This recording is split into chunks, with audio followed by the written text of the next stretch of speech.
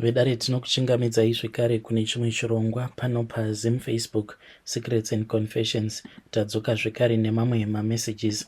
Rekedzai tibva tapinda mumamessages edu atadzoka takakubatirai. Message yedu yekutanga yakamira sekudai so. Hanzi makadai zvenyu mukoma, ndinokumbirawo kuti munge muchindiposterawo nyaya yangu makaviga chitupa changu. Iniwo ndiri mugari wemuno muHarare uye zvekare I am an elder at church.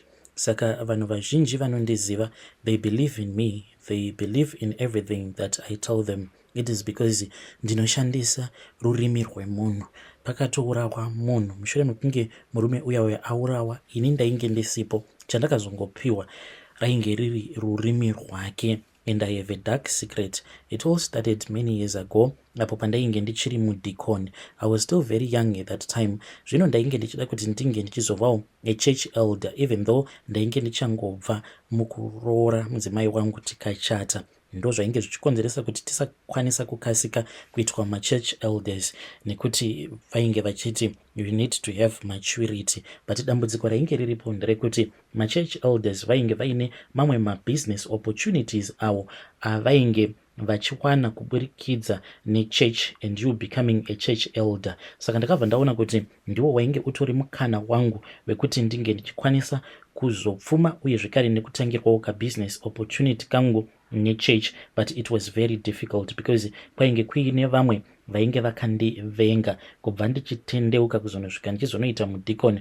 Vainge variko zvechokwadi avo vainge vakandivenga. Ndo pandakabva ndazofunga kuti zvainge zviri nani kuti ndinge ndichienda kuchipinge. Saka ndakaenda kwamukoma ndokubva ndazonotaura nevamwe avo vakazondiperekedza. Ndakaenda kune rimwe village riri pedo neHonde Valley, uko kwandakanosangana neimwe n'anga. N'anga iyi yainge ichitozivikanwa, but n'anga iyi kuti ndinge ndichizosvika pakusangana nayo ndainge ndakangoteererawo radio. One day ndokubva ndatonzwa zita rayo n'anga iyoyo richitaurwa, and I then took that decision ndisina kana kwandainge ndichimboziva. Ndokubva ndasarudza kuti zvainge zviri nani kuti ndinge ndichiendako kuHonde Valley kuya kuti ndinge ndichinotaura navo sekuru vaya. I drove my car without any knowledge of where I was headed to.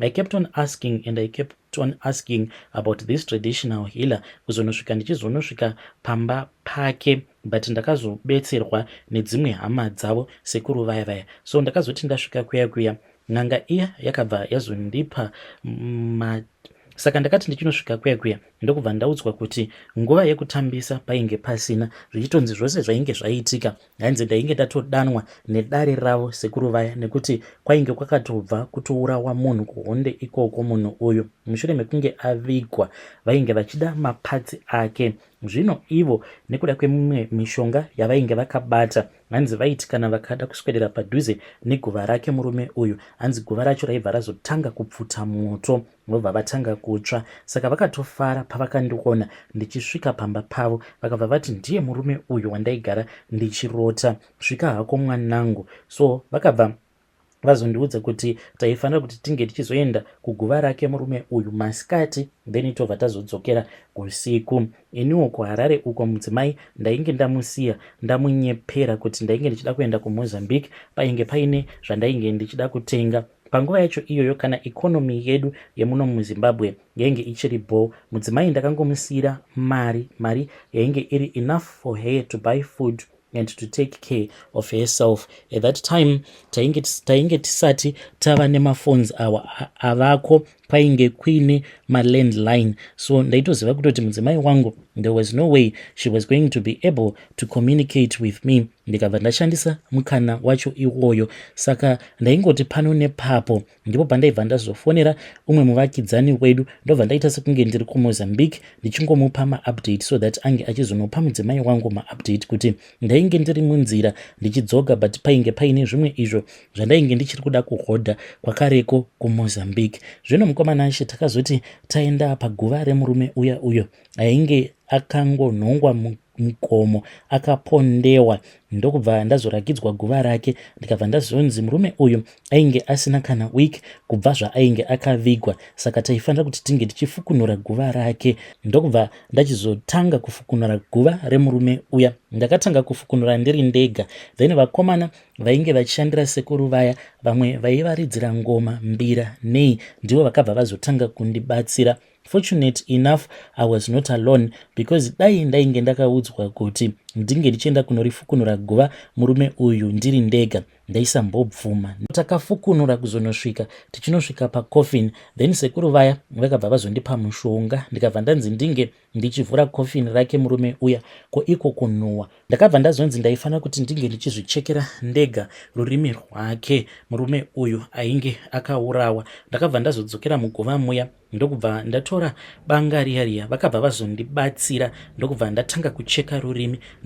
Ndakacheka rurimi rwuya ndokubva ndazohupa kuna sekuru vaya, then ndokubva tazodzokera kumatare kwavo. So takati tadzokera kumatare kuya, then ndikabva ndazopiwa hari iyo yandakazodzoka nayo kuHarare. Saka muhari umu kusvika pari zvino rurimi rwake murume uyu runogaramo muhari imomo, and it has been so many years zvekuti zvinogara zvichitondinetsa kuti for so many years, but this tongue it has stayed so fresh, yet I cut it off from a dead man. Ndakati ndadzoka kuHarare ndo patakabva tazoudzwa kuti yainge iri nguva yekuti church yainge ichifanira kuti inge ichisarudza maelders mazhinji. Zita rangu rainge riripo pashortlist, but ndainge nditori kwekupedzisira kuya. Dambudziko rainge riripo nderekuti kwainge kuine mamwe maelders echikuru vainge vari very prayerful, saka it seems as if the Holy Spirit was telling them kuti inini spiritually I was not there yet, even before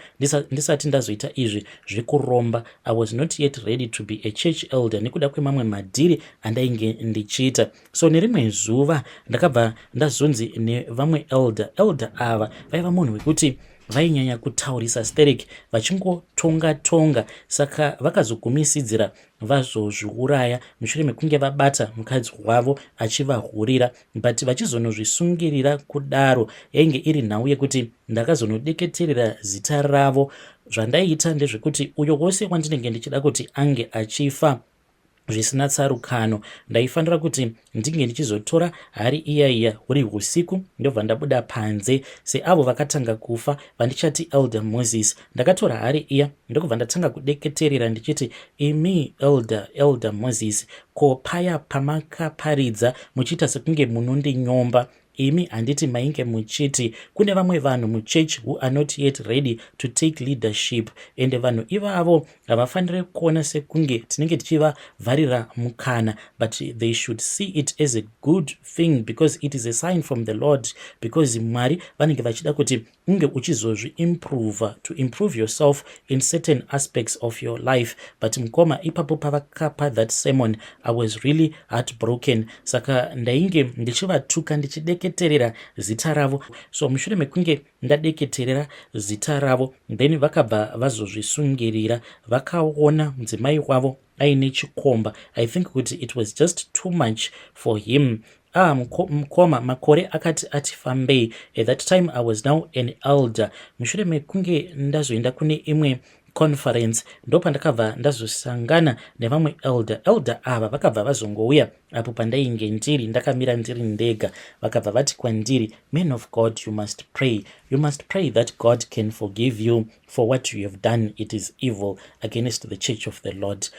I then panicked because mushure mekunge vanditi I was supposed to pray for God's forgiveness, vakabva vatotanga kutofamba zvavo vachienda as if he had not said anything. Vakangoita sekunge munhu angogarwa nechakavagara for a couple of seconds. After the church conference ndopa ndakabva ndazodzoka kuHarare, ndikabva ndatora hari yangu iya, ndikabva ndatanga kuvatuka avo vandichati elder Moyo, naivowo vakafa. He had gone back to the villages nevana vavo for their schooling holidays. Saka hanzi vakabva vazoenda kuRwizi, vakati variko kuya hanzi pakangokaruka pabuda rainge rakaita kunge garwe, but rainge risinganzwisisiki. Hanzi that crocodile then pulled him back into the river.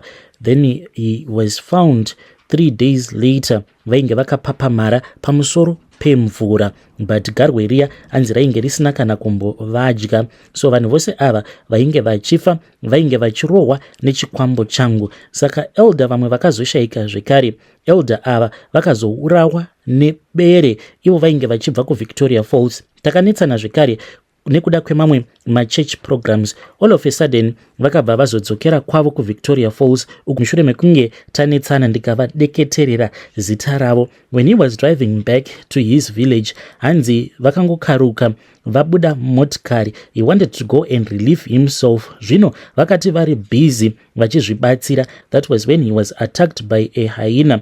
Vakazotoonekwa many days later. Zvinhu zvose izvi hazvina kuitika gore rimwe chete, zvaitika sometimes after 4 kana kuti 5 years. Zvino mushure mekunge ndanetsana zvekare nevamwe elder ava vainge vachibva kwaMutare, vandichati Elder Tendai. Saka elder ava vainge vaine chipo chekuoneswa, vainge vakandirota ndakabata hari. Kumashure kwangu kwainge kwakamira mamwe maelder aya awo ainge akafa, saka vakabva vazoita mistake yekundiudza hope idzodzo. Nerimwe zuva vakati vandiudza kuti vainge vachida kuenda kwaMutare, vakangoti vachingonobuda muHarare, ndokubva ndavafonera ndichida kungokonfirma kuti zveshuwa vainge vachienda kwaMutare here. Vakati vachidriva vachienda kwaMutare, all of a sudden ndopavakabva vazongofa apo pavainge vava paChristmas pass. Saka hanzi vanhu vazhinji vainge vachingovadarika vasati vafa, vainge vakaisa mahazards emotikari yavo on until the police came to investigate. Saka ndokubva tazofonerwa paya tichitoudzwa kutoti vainge vawanikwa vari mumotikari mavo vakafa, but vanhu vainge vasingazvizivi kuti vainge vakarohwa zvekare nechikwambo changu. Then vamwe elder futi vakafa. Yes, I know zvinoita sekunge vanhu vacho vandakauraya vakawanda. Elder ava ivo vainge vachibva kuBulawayo, saka vakabva vazotanga kusangana nemaproblems ekuti vaingoti kana vakaenda kuBulawayo uko kwainge kuine prazi ravo, vaibva vatanga kutemwa nematombo. One day chikwambo ichi chakazovagona, vakabva vazotemwa zvekare nedombo ndokubva vazoshayika. It was a spiritual rock. Mugore ra2013 ndo pandakabva ndazourayisa vamwe elder vaigara kumasvingo. Elder ava vana vavo vose vainge vava kuSouth Africa, apa ivo vainge vakura elder ivavo vakazotsvira mumba, vakafa rufu rwakandirwadza. Even though ndainge ndiri ini ndakadeketerera zita ravo. Then pane vamwe zvekare vamwe elder avo vakaurawa nagarden boy wavo, ndini zvekare ndakavachekeresa, ndini ndakadeketerera zita ravo. The reason as to why ndakaita zvinhu zvose izvi yainge iri nhau yekuti ndo varume avo vainge vakakonzeresa kuti zvinge zvichizonditorera nguva kuti ndinge ndichizoitwa elder. Kubva ipapo pandainge ndiri mudikoni ndikatodarikwa nemimwe mikana yakazoita kuti vange vachizopfuma zvekare nevamwe vaviri avo vainge vava nemaini yavo, vainge vava kuita zvegold buying. Ava vakazourawa nemamosken mushure mekunge vataurirana nemamwe mamosken awo ainge achiti ainge achida kutenga goridhe kubva kwavari. Saka vakabva vazodhiraivha vachibva kumaini kwavo vachiti vari kuenda kunosangana nawo mamosken awa kwaMutoko, vandichati Elder Mutasa naElder Chikumba. Vose vari vaviri vakazongowanikwa vakapondewa vari mumotikari mavo. Asi chakanetsa vanhu ndechekuti vanhu ava pavakazoonekwa painge pari pachena, but vakazoonekwa this was after 7 days when they had gone missing. Saka vose ava mukomanashi vakaurawa nechikwambo changu. Hey, vedare ndo message iyo yandakatumidzirwa ichibva kuna elder avo. Hanzi ndatokura ini, ndatova munhu mukuru, vamwe vazukuru vangu hanzi vatova nevana, hanzi ndangoti ndireurure. Hey, zvakaoma hazvo vedwe kuita kupukuta chechi yose kupedza maelder. Apa hanzi vanhu ava pavaifa vaisafa vose ka1. Hanzi vanhu vaitivo munhu akambofa after makore akati umwe ozofa, hanzi no one even thought kuti ndini ndainge ndichikonzeresa. Zvakangooma hazvo vedwe. Ngatizame kuti tinge tichitaura navo mucomment section. Regedzai tibva taenda panyedu inotevera. Nyedu inotevera yakamira sekudai so. Hanzi makadi zvenyu mukoma, ndinokumbirawo kuti munge muchindiposterawo nyaya yangu makaviga chitupa changu. So ndine munin'ina wangu uyo akaendawo kuchando uko. She is working as a nurse aide. Saka pane zvimwe zvaakandiudza and it has been giving me a lot of sleepless nights. Ndakubvunza kubva kune vedare renyu vane ruzivo kuti zviri kuitwa nemunin'ina wangu ikoko kuchandoko kwaakaenda hazvizomupinzi pamahwani here. So iye one day akangonditi, naisisi hamuna here zvamuri kuda kubva kwandiri? Ndikabva ndati zvingapera here? Already ndainge ndiine mari yandainge ndichida, saka ndakabva ndazomuudza kuti ndainge ndichida mari. Akabva anditi mari, ndikabva ndazoti at least kana aikwanisa kundiwanira 180 euro, akabva ati handichangokutumidzirai iri 240. So akabva azonditumidzira mari iyaiya. Later on ndakabva ndazomubvunza kuti ko mari yacho ainge amboiwana kupi, kasi ainge ava kutoita zvemujolo here? Akabva ati mujolo upi?